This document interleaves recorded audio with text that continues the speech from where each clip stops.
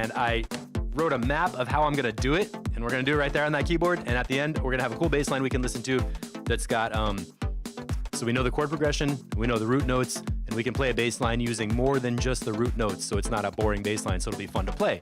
And when you have, sorry, my phone's on. When you have a good time playing the bass, people can feel it, and it makes it sound like music that people want to listen to instead of sounding like formulaic, predictable music where you're following all the rules. Because music theory is not about following the rules. Theory really explains what you did after you've already done it, but you're pretty much free to break any rule all the time and make it sound cool and have fun with it. So don't get too stuck on the theory. We are going to talk about theory, but mostly we're going to play along, listen, make it sound cool, and have some fun. So thanks for joining in with me. I had to move it to 2 o'clock today because I got a bunch of meetings on Thursdays. So I think all Thursdays might be 2 o'clock, but whatever. Let me get my live feed up, click to expand, and say hi when you get here. Let me know where you're at. Michael Ramsey, hey man, let me know if you can hear me.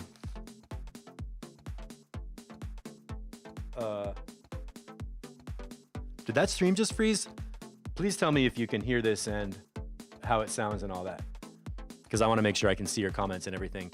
And while I'm waiting for my stream to solidify so that I can see you and hear you, there's the Ableton session. Before we get there, I just want to jump into the members site, which is at courses.mixatexture.com. Matt's Moreland, hey, let me know if you can hear me and see everything, because my playback machine seems to have frozen. But along with this lesson, Learning Harmony, the members site has some resources for you to use. So courses.mixatexture.com. If you're not a member of this site, it's free to join. You don't need a credit card or anything. Okay, there it is. Checking in, can hear you, thanks Matt. So you can start with free Ableton resources. You can get some cool Ableton presets for Live 9 and Live 10 and get a feel for how the site works and what's going on with my hands-on session lessons that are a way for you to learn by doing it. And then jump into the Harmony class, Harmony for Ableton Live users. Click there, learn more, sign up here, pay what you want. It's here for you to help, and it's here to help you.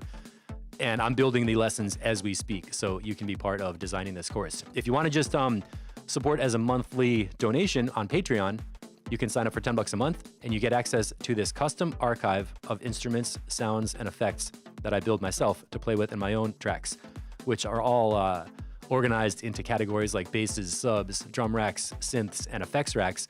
And all of them have macro-mapped 8-knob controls, so you don't have to know a lot about sound design or audio engineering to use these. You can grab them, drop them in a session, start tweaking the knobs, and come up with your own interesting sounds to play with, which is the goal here. I want to help you all define, discover, and play with your own sound, so you don't have to rely on downloading presets or copying people who are putting out tracks. You can actually design your own interesting stuff that's gonna feel good and sound good and be fun to play with. So, okay, here we are on live, and thanks again to Mats for sharing this composition. What we're gonna do here is, hey, Lauren's here. What we're gonna do today is we're gonna start by listening to this one chord loop, and the challenge is I need to write a bass line for this. Let's say he asked me to do a remix. He didn't really, but let's say he asked me to do a remix and he sends me this track, and I wanna act like I know what I'm doing, so I'll be like, yeah, cool, I'll put a bass line, yeah. So what do you do? How do you approach it? Oh my gosh, it's audio. I have no clue what track it is. Maybe they named it with the key signature. Maybe they put that in the name. Nope, sorry, no good. Not getting it out of chord names. So it's all me, it's all up to my ears. So what I have over here is a little keyboard instrument, and let's see if that's loud enough. So here are the steps that I use for writing a bass line, and this is something I would do as a kid when I was playing along with records before I went to any music school. I had no theory skills. I hated piano lessons. I purposely never practiced because all I wanted to do, I'm serious, that's a true story. All I wanted to do was play by ear, feel the music, and have fun with it. I did not want to practice stupid little things by sight reading, which meant nothing to me because it was boring music. So, hey Radu, hey, how you doing? So let's listen to this piece of audio and identify what's happening in here, okay? I'll turn that up. And type in a yes if you feel the same way about playing by ear and wanting to just have fun with music instead of formal training. I'm not making fun of anybody who went to school or anything, but I definitely came from playing by ear, so I'm happy I can show you how that applies and then take it actually to explain it with music theory. So, Andy May, hey man. So the goal here is play along with this and find some notes on the piano that fit with these chords. It helps too if I can sing it. If I can sing it, that means I can pick out one note to try and find.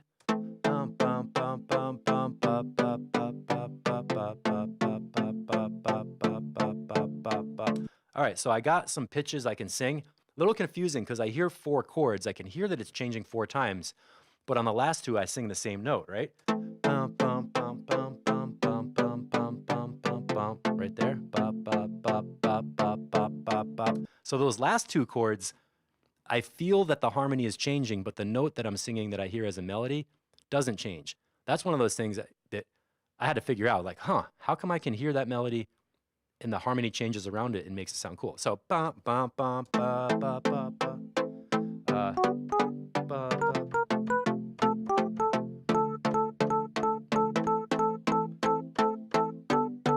Okay.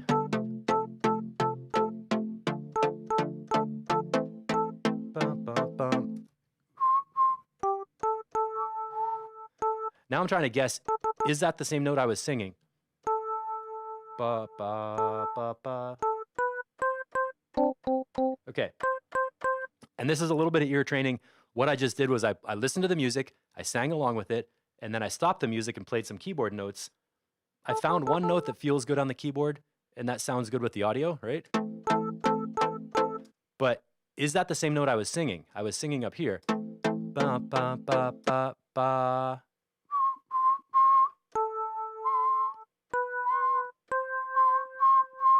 Okay.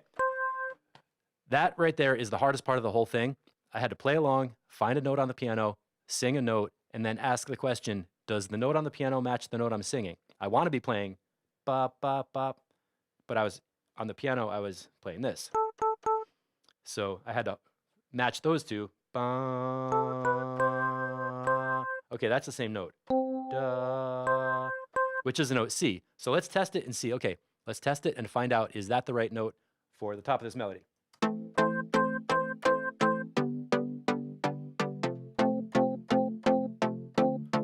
Nope.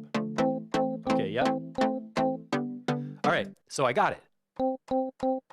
That's the first idea of what chord we're playing is a melody note that we can sing and play along and identify on the keyboard. So I identified the note C. I want to stop right here and ask already, is this making sense? Please type in yes or type in no, because if you don't get this part, everything else is going to be hard. I didn't even realize when I was planning this lesson that I was going to be singing or asking you to sing along with it. But honestly, the way that you play, like if you go to a jam session with your bass guitar, right, or your keyboard to play bass synth notes, and you walk in and there's people playing, and they're not going to stop because they're already in a jam. Let's say you know each other, you walk in, they're already in a jam. Ideally, what I want to be able to do is to walk in there, plug in my instrument, and start playing along and have it sound good. And to get there, what do? Well, I have to listen to what other people are playing, kind of like imagine what should fit in there, and then sort of be able to find that on the keyboard. How do you find it? My process is like listen, sing along, play a note, hear the note, match the note to my voice, and have the keyboard come out with the right sound. That's the bridge that you do, because if you don't have that listening by ear thing, the other option would be to like look at your friend and be like, hey, what chord are you starting on? And they'll be like, oh, a D. And then you could just be like, okay, burp. Or if they say, oh, D minor 7. And you're like, all right, cool. Or if they say like, oh, we're doing blues in B flat. And you'd be like, oh yeah, blues in B flat. Okay, it's going to be B flat, E flat, F7, whatever. So if you don't have the music theory to speak in musician language and just to ask somebody the name of the chord or the name of the note, I mean, maybe you could ask them what note they're playing and they'll tell you. But if you have none of that available and you have to only do it by ear, this is how I do it. Forgetting there about ear. Oscar, what's going on? Radu already figured out the chords. Well, good for you. But did you figure out the inversions? That's the other thing. So let's start with the note C and figure out what does that melody do, all right?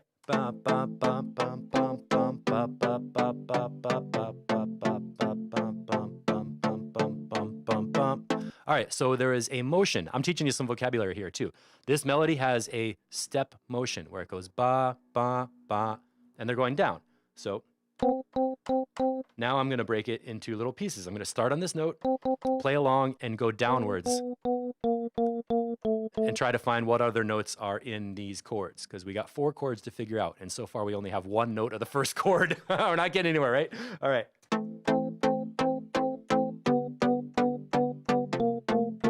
Nope. Try again.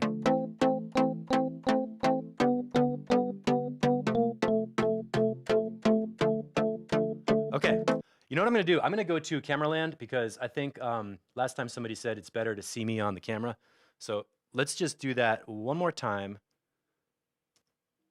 I need my Ableton control though. Okay.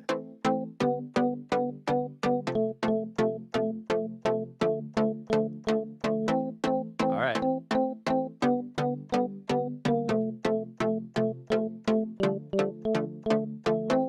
Okay. Oh, Matt's just said, can you make your picture bigger so we can see keyboard? I'm not sure if you asked me that before I thought it or what, but yeah, exactly. So now I have 3 notes identified. I played along from here, and I felt that my melody was going down as I was singing, and then it went down again. So I went to here to find the next available pitch, but that was wrong. I played it, it sounded wrong. These are the right ones that sounded right. So off the top of my head, I'm guessing maybe it's a C chord, a B chord, and an A chord. Let's go to chord spelling. I made a special little diagram. When you're spelling chords, they go in combinations of letters that are triads, right? So let's put these up here. And you said before. So when I'm trying to figure out the name of a chord, it's going to be spelled something like ACE, BDF, CEG, DFA, EGB, FAC, GBD, and ACNE. So if I have this note C, and I'm trying to figure out what chord I'm playing, the options could be like C, E, and G. What else has a C in it? The F chord, F, A, and C. So maybe that's an F chord with a C in it, or A, C, and E. So I've got 3 decisions to make. Like I know I hear a chord, I know the chord has a C in it, right? So now the question is, are we hearing a C chord, an F chord, or an A something? So I'm going to try those 3 chords on the first chord of this beat, of this song, and see what it sounds like. That's chord 3. That's chord 4, back to chord 1. Okay, I'm going to try a C chord. Not exactly. Let's try an F chord that has a C in it.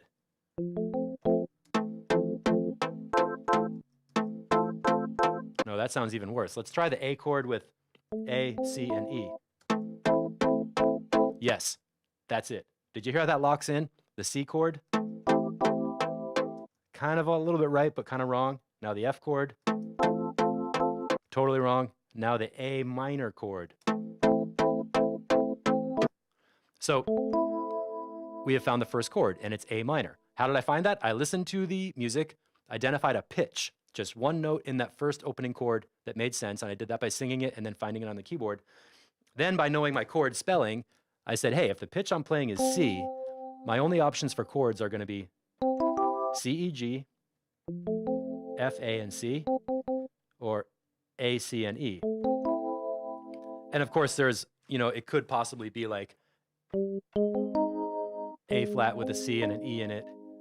Or there's a lot of other chords that have the note C that are using different tonalities. But to keep it simple, I'm trying to spell a chord with the letters I have available. So if it has a C in it, it's either going to be C, E, G, F, A, C, or A, C, and E. Because chords are spelled with alternating letters, and you got to pick out those ones. Once you have the chord spelling, then you can figure out the sharps and flats. But instead of doing it in terms of like, oh, sharps and flats and key signatures and stuff, we're playing by ear. We have no staff paper, no music theory, don't know any of that stuff. What I want to do is feel the chord quality. So on that first chord, does it sound like a major chord or a minor chord? I'm not sure if you know the difference between major and minor, but I'll play a couple examples. Here's C major. Here's C minor. So the major tonality is like that bright, happy sound. Minor tonality, a little bit darker, like something went wrong, rainy day. Here's, let's play G major and G minor. How about another one, B flat major, B flat minor, major, minor. How about E flat? Ah, everything's great, so sunny. How about E flat minor? So major and minor have a sound that you don't need to know music theory. You just need to know your feelings. And when you hear the first chord, when you feel it, I feel it that it's clearly a minor tonality, which means the chord we're building with this note C is going to be a minor chord. Now, what are our chord spellings? C, E, and G. That's not minor, that's major. How about F, A, and C? That's not minor either, that's major. What about A, C, and E? Totally minor. So we figured it out. The first chord is A minor. And I did that by playing along, finding one pitch, spelling possible chord options with that pitch in it, finally playing through the chord options and identifying one that sounds right based on how the music feels or sounds. So 2:17, that was about 15 minutes to get to that thing. Cool. Gabor, if I feel sad when I'm listening to music, it has minors, or I have depression. Well, it's minor. Yeah, exactly. It's really interesting that music has a connection to math and numbers, but it's also just so emotional. In fact, people have called music the science of moving numbers because it's like the chord functions and relationships are like moving relationships and numbers. But I call it like a roadmap for your emotions, where you can make chords where each one feels a different way. And as you go through them, you pull people towards tension and resolution. And in the end, you feel good. But along the way, you're like, ooh, I don't know. So, all right, back to the beat. What's the second chord? We identified 4 chords. Just by listening, I can hear that the chords change 4 times. So let's go sing that melody note again.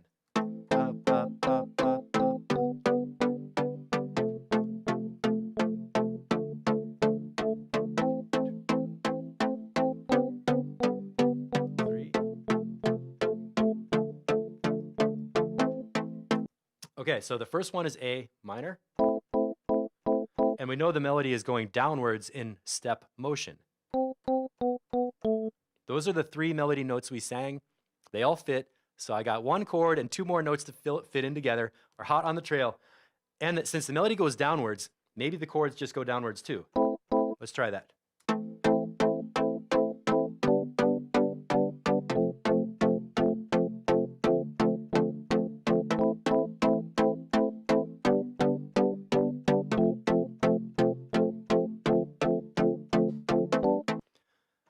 That actually worked pretty well. The first one sounds good. The second one sounds good. The third one sounded good too, but the fourth chord did not. Let's hear that one more time and listen, especially to the fourth chord. So here's chord 1.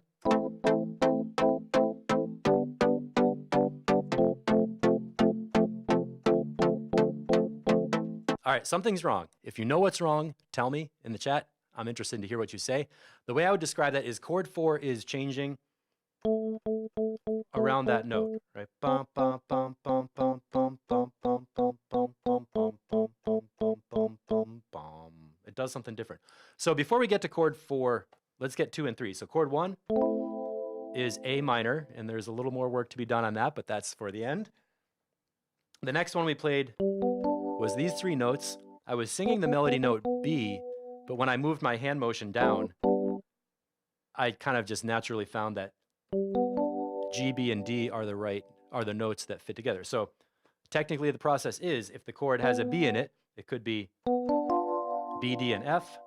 It could be G, B, and D, or it could be E, G, and B. Back to our chord spellings. If you got the note B in your hand, try to make a chord with B. So B, D, F, maybe G, B, D, maybe E, G, B. Let's try that E, G, B. The first one was minor, maybe the second one's minor. Nope, clearly the second.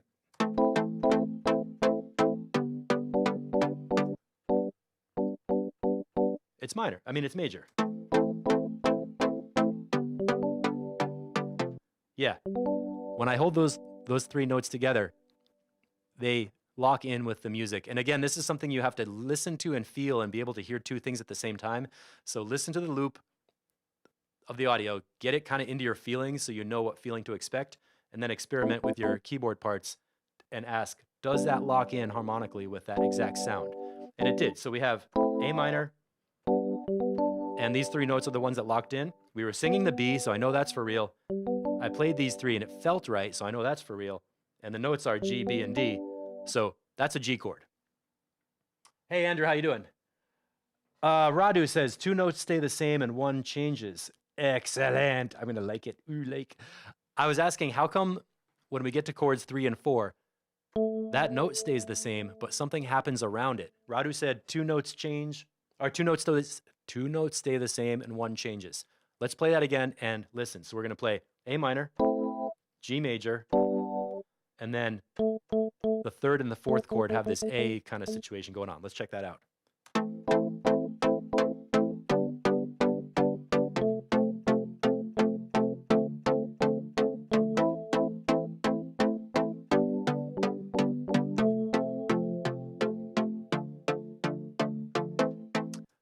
I think the 3rd chord is F, and I'm guessing because the first one, they go down in a stepwise motion, bum, bum, bum, bum, bum, and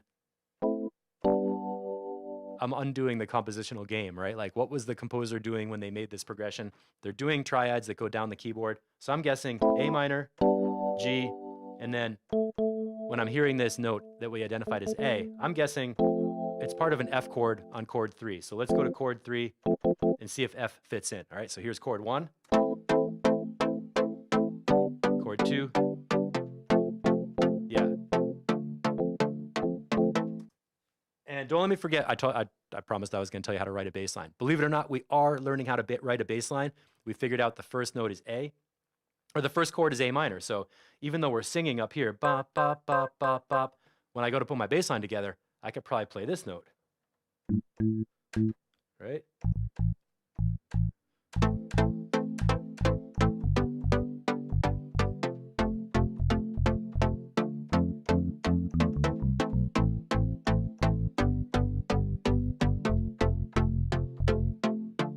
All right, so the principle here is when you identify the name of the chord, you get the root note for the bass line. So I'm not just naming chords to be smart or to like pretend that we're in a classroom with a chalkboard to write it on.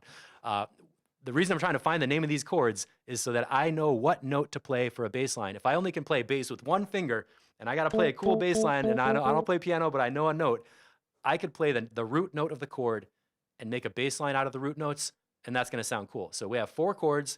If I get 4 root notes, I can play a 4-note bass line. Boom, boom, boom, boom, boom. Play it right on the kick drum and the quarter notes, and it's going to sound cool. Oscar said the 4th one is D minor, question mark. How do you know? Well, we were singing along, and we know that the note A works in that position. And as I was playing,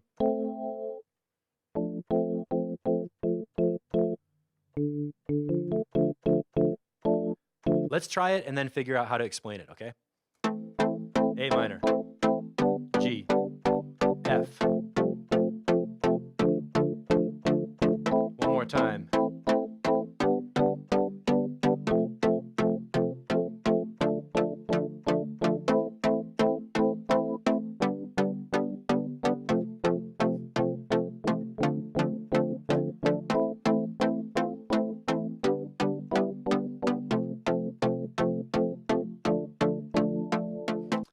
I think Oscar had it right, but how did I know? How did he know? Well, the notes in common were A and F, and as I was playing along, the 3rd chord was F, right?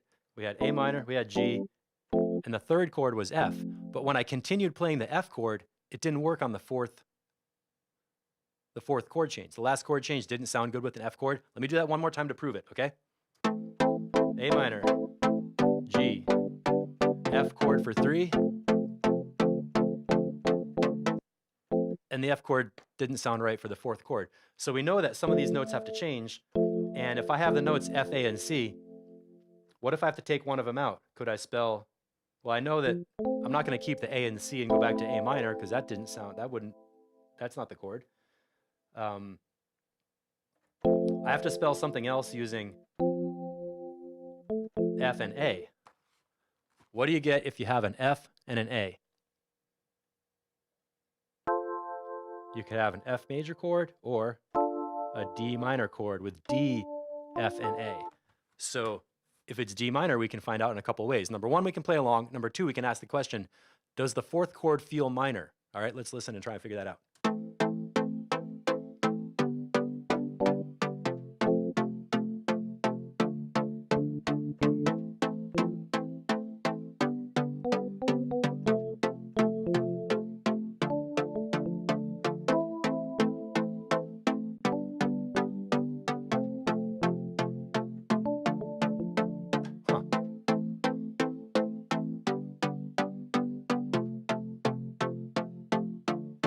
All right. What I noticed between the third and the fourth chord is that there's one note that comes up. I hear this from the third chord.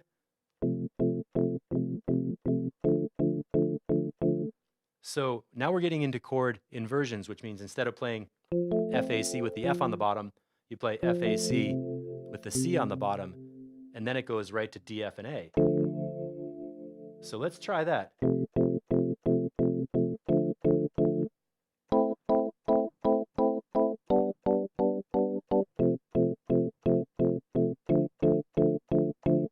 Let's play along and see if that sounds right.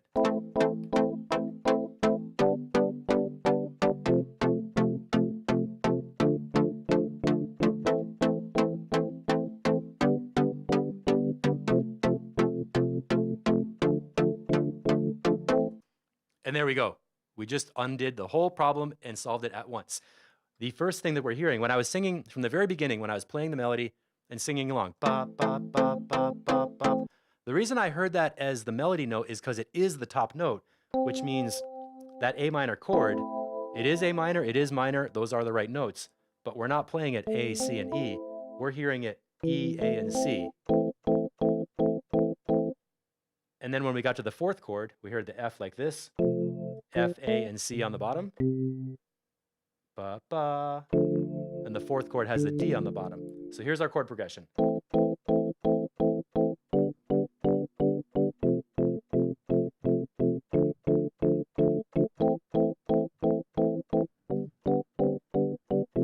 And Oscar is totally right. So we figured out the compositional game that the person was playing when they wrote it, which is basically a descending chord progression with inverted chords. Now inversions, that's a technical word from music theory, which means instead of playing the chord in the first position, or the second position, or the third position, you have options. First position, C, E, G, then E, G, C, G, C, E. So any one of these spellings just needs to have those notes. You could play them in any combination on the keyboard, which is called inverting them. So it's, I don't know if that makes sense. Radu says, bingo, those are the right inversions. I think we hear the highest note as the melody. Yeah, we do. We hear the highest note as the melody.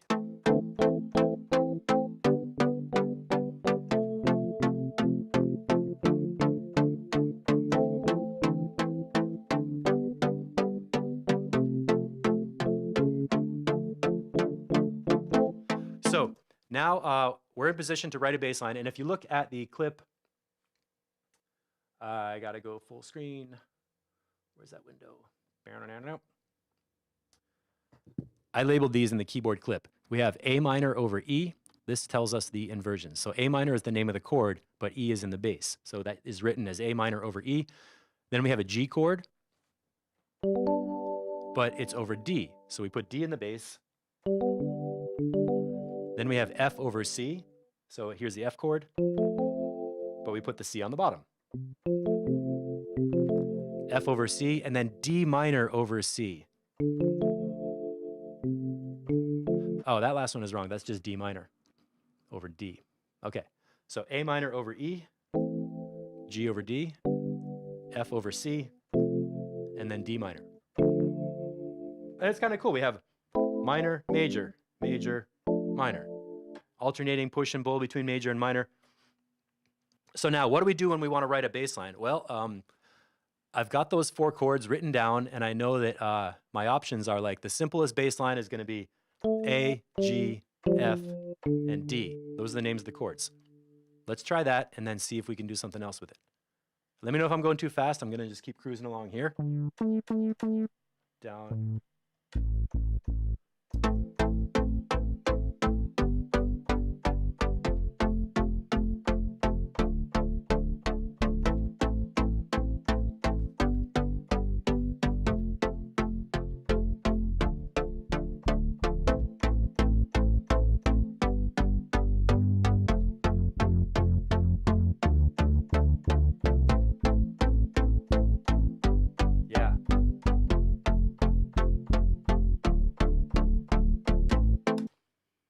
How do you like that bass line? I thought that was all right. It was a basic bass line. Let's put a drum beat on there because after all, we are making beats, right? Making music. Oh, look, I can launch a scene. That's why I love session view. 2, 3, 4.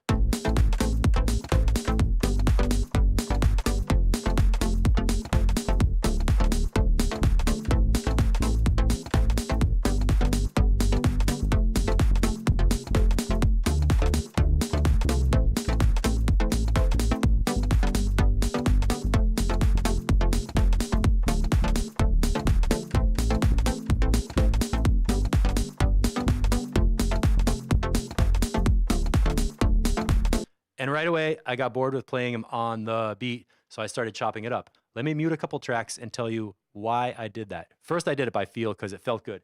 But in terms of audio engineering, composition, making tracks, fitting your bass lines together, everybody likes to talk about side chaining and EQ and filtering. But honestly, the best thing you can do to make an awesome low end in your track is put the bass notes and the kick drums on different beats. So there's always a low end sound happening, but it's not competing. So I'm going to play the kick drum and do that bass line. Here's an example of bass notes competing with your kick drum.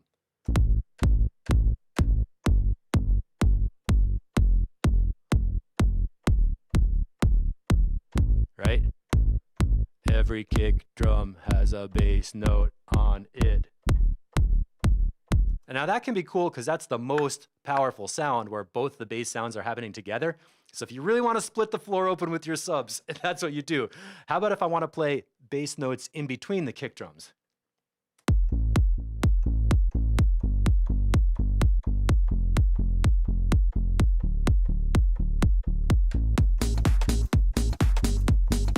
Oh, we're inside out. Oh my God. Sorry. What genre is this?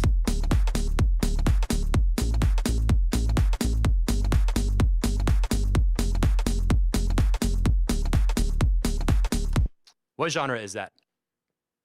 What I just did right there was after we listened to the music, we figured out a chord tone we could play.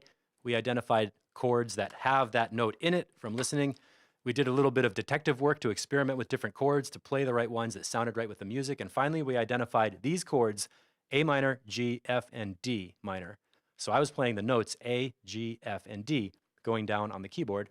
Maybe I'll go back in keyboard land so you can see a little bit better what I was doing. When you're composing a bass line, yeah, you can put your bass notes exactly on the kick drum and fight with side chaining to make them fit together. I just played that with the kick drum and the bass notes exactly opposite, and it came out sounding like psytrance, like boom cha cha cha cha. It's like every bass note is on the upbeat in between the kick drum, right?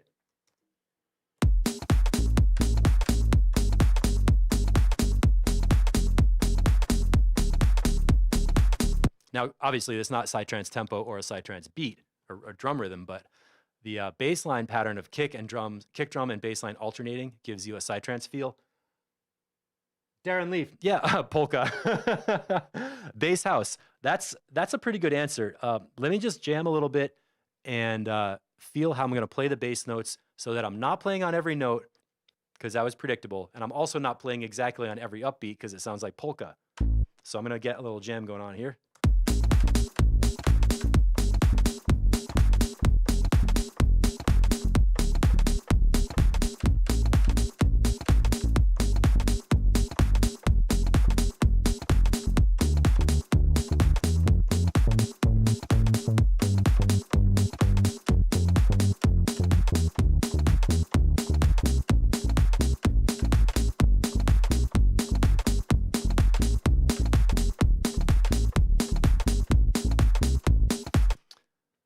So I was just fooling around playing all the white notes, and what I was doing was playing the bass line in between the beat, so it kind of bounced around, dot dot dot dot dot dot dot, like that kind of a rhythm. And to get from one chord to another, I just played some steps.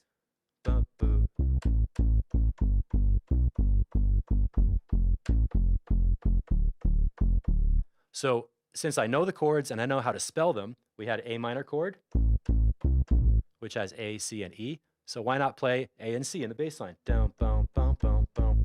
The G chord had G, B, and D. So I hope that's not too low to hear. So I could play the G and the B. And then we had an F chord with F, A, and C. right out of our chord map. That's as much writing as I'm going to do. So when I'm playing my bass line, I'm like, all right, I'm going to play that F. Play the F note, and then hit a couple other little notes from the chords. So let me play that bass line again. I'm going to try using a few other notes from each chord. So I'll play the note A and C from the A minor chord, the G and B, F and A, and then the heavy D minor at the bottom. How's that sound?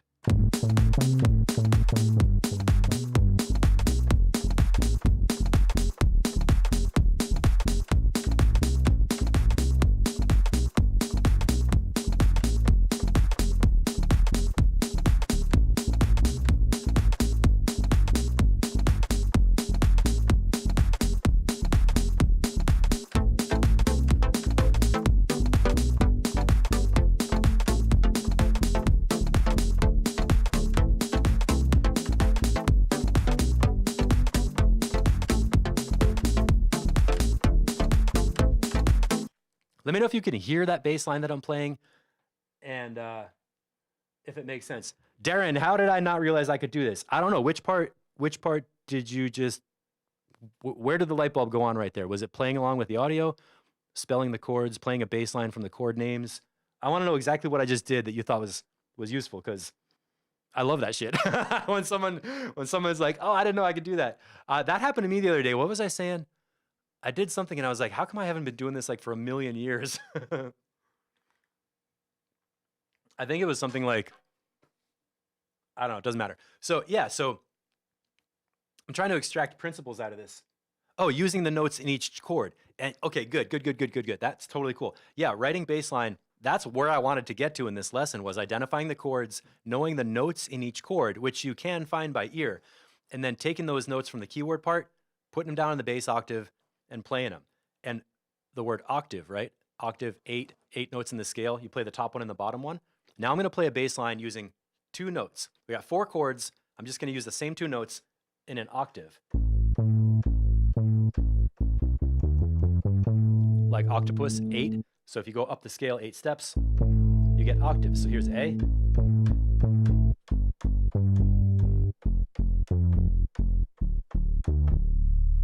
Two, three, 4.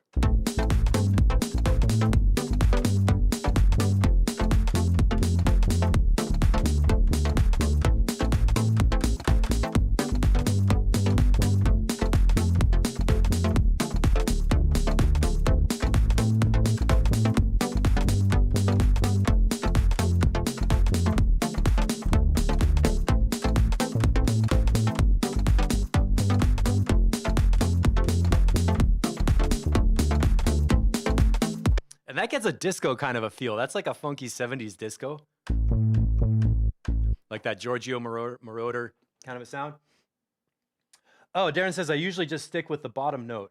Well, that's understandable because the bottom note is the heaviest bass note, and that's pretty much what bass players do in a band. Boom. Or in a band, they'd be like...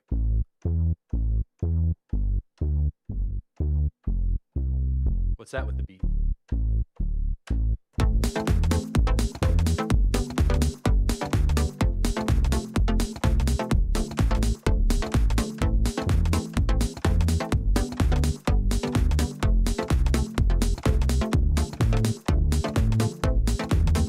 That sounds like simple down-home country music. Ding, ding, ding, ding, ding, ding, ding, ding, ding. But what we're doing is playing the root and the fifth. 1, 2, 2. How about the G chord?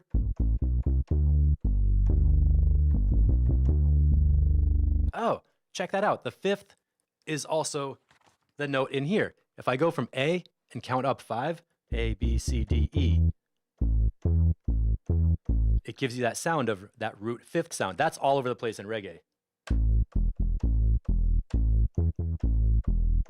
Really roots-oriented, heavy, powerful intervals that lock in. Play the root note and the fifth note.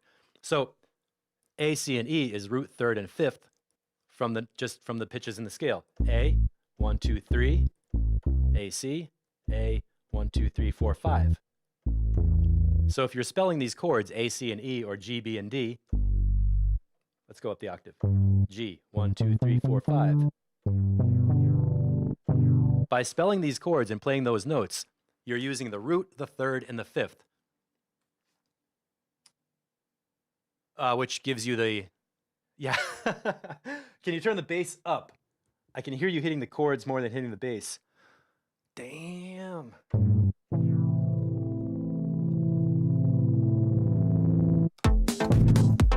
All right.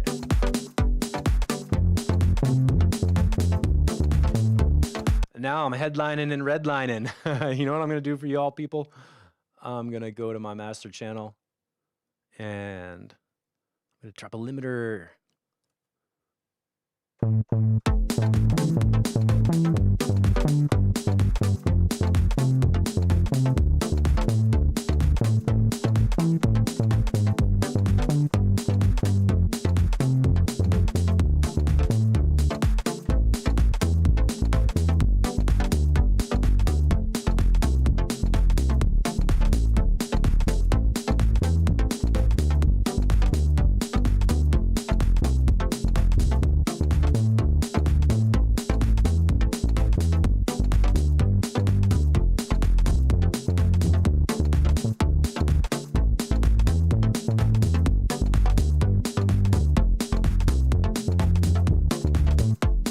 Okay. So, oh, much better. Thank you. Cool. I'm glad you said that because, you know, you got to hear what I'm doing. What I just did right there was I played a cool bass line with root, fifth, and octave. I only used 3 pitches in each chord, and I think that was the best sounding one yet. Let's do that again. I'm watching to make sure you can see my hands. Here's what I'm going to play. So root, fifth, octave. And I'm playing a rhythmic game where I want to play the same rhythm in each bass line or each chord. That's what I want to play. So that same pattern, dot, dot, dot, dot, dot, dot, dot, dot. That's G, B, G, D, and G. Now I'm going to do it with F, C, and F. Okay?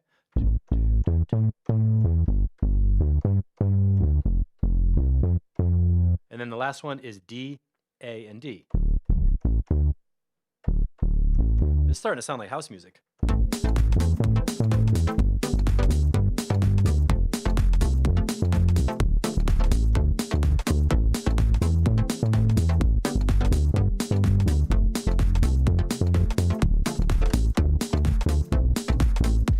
And I made a little mistake at the end. Much better. Cool. So 2:45. All right, I got something to do at 3, so I think we should be about done with it. What I wanted to get through today was how to listen to a chord progression when you have no idea in the whole wide world what it is and get to a bass line that sounds like this. And I'm really happy we got through this in this lesson. To review it, let's see if I can review the whole lesson from the beginning just to make sure all the steps make sense. So starting from a chord progression. Bum, bum, bum, bum, bum, bum, bum, bum, bum, bum, bum, bum, bum, bum, bum, bum, bum. I sang along with what I heard as melody. That's what you do. You listen to music, you sing along with the melody, you buy the record so you could take to the party, play it for your friends, have them sing along with the melody, get it stuck in their heads. Hopefully it's your track, and then everybody's happy. So you sing along with the melody, find the melody on the keyboard. Bop, bop, bop. And I just did it because we did it already, but I sang along, I played around with some keys, I found the pitch that matches what I was singing, and then played it.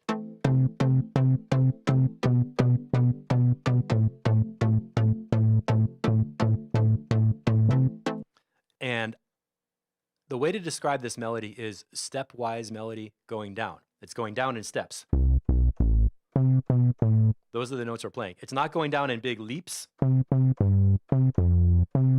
It's not making a big jump from the starting note to a note far away. It's going down in little steps, which is cool because those are really easy to sing. It's easy to just take your voice from one little step down because your throat muscles don't have to make a big jump. Like if you're going from all the way to the top to the bottom, that like it's hard to sing that, right? It's really smooth voice leading to go from one note down in a stepwise motion. So we heard the chord pattern, played the notes, and then got into some detective work. And after that, we got into a little bit of theory where I found, okay, that note on the keyboard is called C. I have my spellings of chords where I can ask the question, what chord has a C in it? Is it A, C, E, C, E, G, or F, A, and C? I took those 3 chords, played them along with the music, and listened and felt it. And I had to feel which chord sounded right. it turns out that the A minor felt right.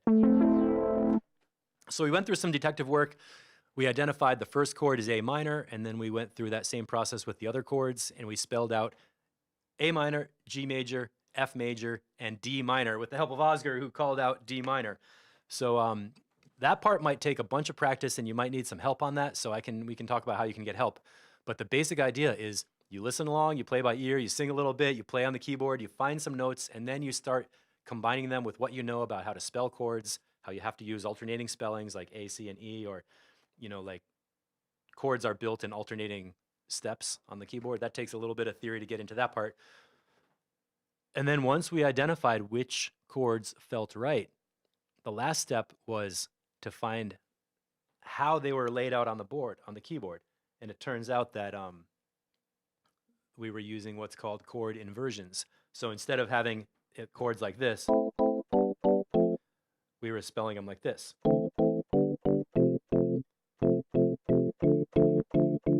And the way we got there was because the third chord and the fourth chord are similar, but something changes, right? Let's listen again.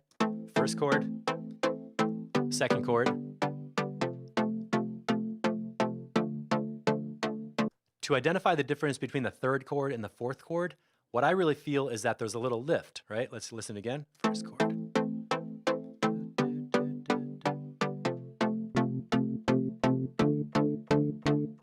At the end, there's a bump, bump, bump, do, do, do, do.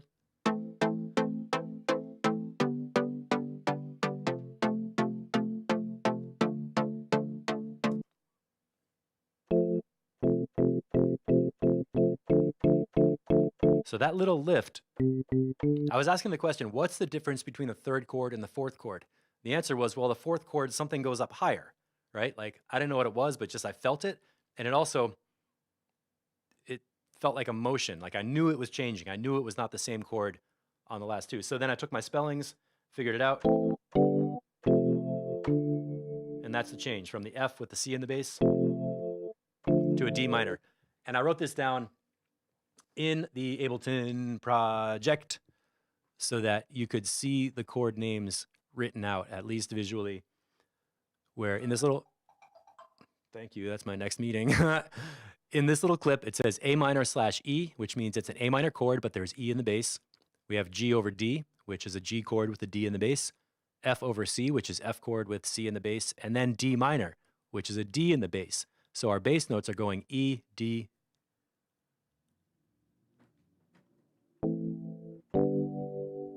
C, D. Huh. Those are the bass notes. That's kind of interesting. For the last little thing, I want to just play this loop again and see what happens if I just play those bass notes.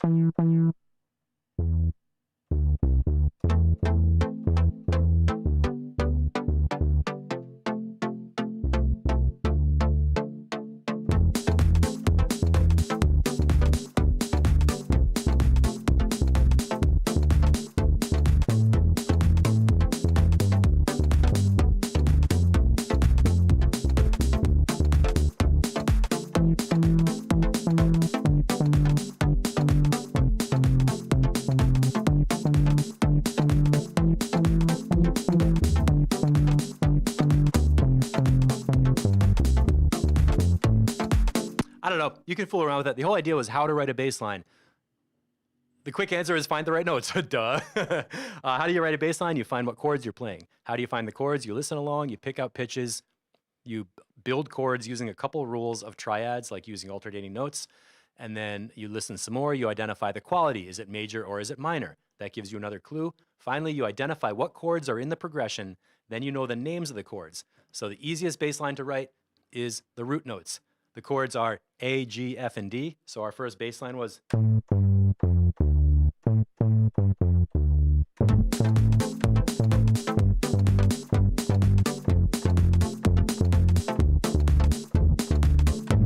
And that'll work all day. I mean, all day long, you can play the root notes with just those simple, play the name of the chord, A, G, F, and D, loop those 4 notes, and you're done. Make your track interesting by shuffling beats around, tweaking synths, whatever else.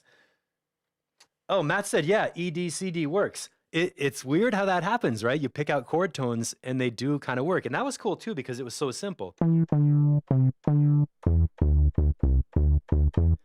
And ideally at the end of the track, you want to resolve back to the A, which is our harmonic home. What's harmonic home? Basically, it's going to be the starting chord, but the name of the chord. So we started with that note singing it, but really the harmonic home is here.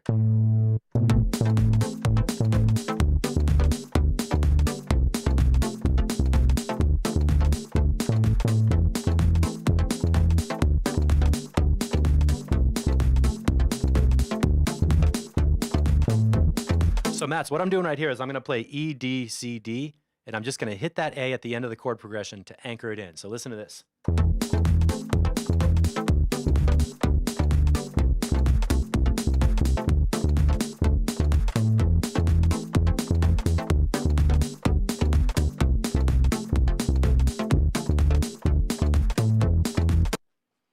And I forget sometimes if I'm in camera land or screen share.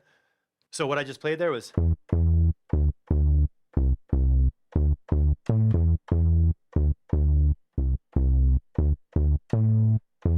And I just take a little dip up to the A at the end of the chord progression to send that message, harmonic home. We're on A, that's where we come back to. Everybody feels good. Now we can go off on another departure. Just like coming home at night to sleep before you wake up to go out again. Hit your harmonic home. And that is going to be it for this lesson. I love teaching this stuff. It's really fun. It's like problem solving and a little bit of detective work. And there's always the sense that there's a compositional game that if you just could figure out the game, you would instantly break the whole thing open and know exactly what to do and be totally free to play around with whatever you want. And that's what we did. I'm not saying this is a track from Mats Moreland. I'm not saying Mats was writing a puzzle. He wasn't like, oh, I'm going to trick Steve with a chord progression that no one can figure out. Maybe jazz musicians do that. But for me, just understanding what the person was playing and where they were playing it on the keyboard with the exact notes really unlocked the whole thing of being able to play a cool bass line, use notes from the scale, notes from the chord, octaves, roots, fifths, and octaves, and finally put it all together in the genre of house music so that instead of just playing boom, boom, boom, boom, boom, boom, boom, boom, instead of playing something that's going to get a little bit boring, you get something cool. I think this is my favorite one from today.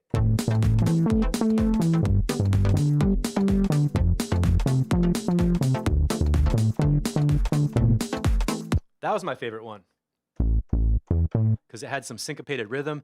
It fit in between the kick drum beats, so the bass line is not clashing with the kick drum in a mix situation. And the original audio from the keyboard part had a rhythm, right? So the bass line fits with the keyboard rhythm. It also interlocks with the kick drum and makes the whole thing get glued together harmonically. Music is so amazing. The bass guitar really connects the rhythm of the beats with the harmony of the chords, fits them all together, glues the whole thing, and it's an amazing thing. Darren, I'm off to rewrite some bass lines. Yeah, man, put that shit in the group. Matt said super. Hey, Mats, please take anything from this lesson and use it. Let me know if you want me to record these as MIDI clips and send you a session with the bass lines I just played. Maybe I'll do that. I could pack up this live video as a lesson with MIDI clips, send them off to you, and you're welcome to take any of those bass ideas and play them. But if somebody asks you what notes you're playing, you better know the answer. All right, I got a meeting at 3. I got to get off, everybody. Thanks for hanging out with me. Thanks for watching this. Tomorrow I'm going to get on and do a little bit more with mixing vocals. We got a mastering session with Mats. It's coming up next week with Andy Malix from Estonia. So we're not going to do mastering tomorrow. We're going to do the second half of female vocals with reverb and delay. Great session. You nailed it. Thanks so much, man. Thanks for sharing your track with us. That really made it so cool to teach because it's like so practically necessary for where somebody's at in their track. This is how I love to teach. So keep this all going, y'all. See you guys.